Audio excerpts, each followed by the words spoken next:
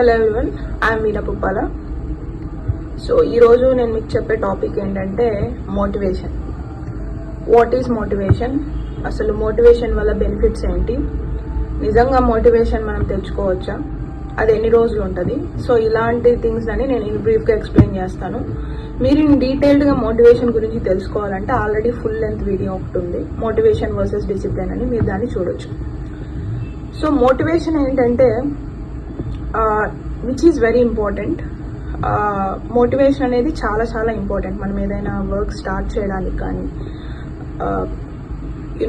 It helps us to believe in belief. Initial excitement, initial ఒక kick start లాగా ఉంటుంది motivation.